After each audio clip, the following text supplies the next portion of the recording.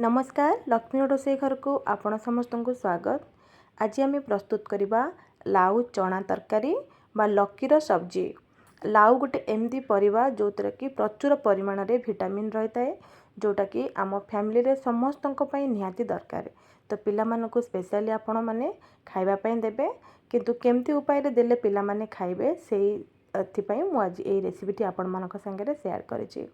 लाउ रे बहुत प्रकार रेसिपी आपण माने खाइथिबे बनैथिबे, किंतु आज मु आपण मानक संगे लाउ चना को नहीं गोटे तरकारी बनैके देखैछि, जोटा कि पिला माने बहुत आराम से खाई परिबे। काहेकि ना पिला माने सब परिबा खाया पई एते पसंद करंतिनी, तो कौन कले पिला माने हमर आराम से परिबाटी को खाई परिबे सेही सब विषय रे माँ मानकर बहुत ध्यान थाए। सेति मु भाबिली एमती भाबरे टिके बनै नेले पिला खाई नेबे। चलतु स्टार्ट करवा लाउ चनार तरकारी। तो प्रथमे मुझे गोटे लाउ नहीं, एटा हूँ आमर लंबा लाउ, गोल लाउ मिली थाए। आपण मानकु जो लाउ मिलिबो आपण माने से लाउ रे मध्य बनै पारिबे। तो लाउ को आमे एमती छोट छोट करी काटी नेबा। तापर जिबा नेक्स्ट प्रोसेस को जिबा आगरु मु आपण मानक पाखरे गोटे कथा कहि रखे। आपण माने वीडियो को बहुत परिमाण रे देखुछंती, किंतु केही भी लाइक शेयर सब्सक्राइब करू नाहंती। कौन पाई करूनांती आपण मानकु सतरे कौन मो वीडियो गुड़ाक भल लगुनि। जदि भल न लगुची तो करवा किसी दरकार नहीं। जदि भल लगुची तो प्लीज अंतरु गोटे लाइक और शेयर सब्सक्राइब करने को जमारू भी भूलिबे नहीं। आपण मानक पाखरे एतिकी अनुरोध। एबे हमर लाउ आमे संपूर्ण भाव काटी नेले। तापर आमे एठी मसला रेडी करवा। मसला पई प्रथमे पियाज मु काटी नेजी, तापर अदा रसुण को टिके पेस्ट कर नबा और टमाटो टिके काटी नबा। तापर एठी मोटे कड़ाई गरम कली, कड़ाई रे किछि सोरिष तेल देली, छुंको पई एथरे टिके जीरा देली। आपण माने सोरिष तेल बदल रे आपणकर मन पसंदर तेल नहीं पारिबे, किंतु सब बेले हेल्दी तेल नबा पई चेष्टा करिवे। तापर तेल टिके गरम हे आसला पळे जीरार छुंक दिया हला। तापर छोट छोट कटा हिंदिबा पियाज सेथरे मु ऐड कली। पियाज को टिके गोल्डन कलर हबा पर्यंत भाजी नबा। भाजी सारा पर आम से आमर जो अदा रसुण को आम पेस्ट करथिले बा ग्राइंड करथिले से पेस्ट एथिरे दे नबा। मसला को तेल रे टिके भाजी नबा। टिके मसला रो तेल छाड़ला परे आम बाकी तक मसला को पकेबा। तापर एठी आम कौन करछे ना छोट छोट करी काटिक नेथिले टमाटो एथिरे ऐड कर दबा। टमाटो को मसला धीरे टिके भल भाव में कषि नबा। टिके तेल छाड़िया पर्यंत वेट करिबा। तापर आम सुखा मसला सब एथिरे ऐड करिबा। सुखा मसला रे आमे कौन कौन मसला नहींचे ये देखी नियंतु।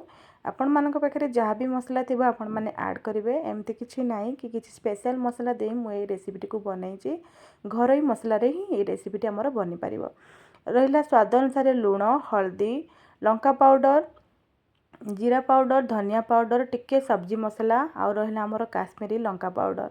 बास एतिकी मसला आमर घर मसला रे आम रेसिपीटी को प्रस्तुत करुचे। तापर सब मसला पकई सारा पर टिके गोले नेबा। आपण देखंतु एटी टिके मु गोलेनी तळे लागिगला, तो ध्यान देंगे टिके नाको गोले नेबे। तापर मसला रू टिके तेल छाड़ला परे आमे सेतिरे टिके पानी ऐड करबा। पानी टिके देले हमर मसलाटी तळे लागिबनी। तो एटी देखंतु टिके पानी नेली आ मसला हमर बहुत बढ़िया रे सिझी जिवो आ तळे मध्ये लागिबनी। तापर आमे कौन करबा टिके वेट करबा मसला रू तेल छाड़िया पर्यंत। एबे देखंतु मसला रू हमर तेल छाड़ी गला। जो सब्जी मसला कहली एटा सेटा एठी ऐड कली। ये रहिला हमर चना डाली। चना डाली को आमे कौन करबा 3-4 घंटा पर्यंत आमे ताकू पानी रे भिजेकी रखिथिबा। ना जदि आपण माने सखाळे करूछंती राति रे मध्ये भिजेकी पानी रे रखि नेबे, सखाळे बनै परिबे। 3-4 घंटा भिजेले काफी हबो। जदि आपण माने इंस्टेंट चाहूछंती रेसिपीटी को बनाया पई तो आपण माने एठी चना डालटी को प्रेशर रे आपण माने सीटी देई पारंती। जदि आपण पाखरे टाइम अच्छी तो आपण माने डायरेक्ट मध्य सब्जी बनै पारिबे। तो जदि डायरेक्ट बनाउछंती तो सब्जी आहरी स्वादिष्ट लागिबो। जदि सीटी दउछंती तो टिके सब्जी टिके हमर फिका लागि पारे। तो तापरे आमे मसला संगे चना डाली के टिके किछ समय कषि नेले।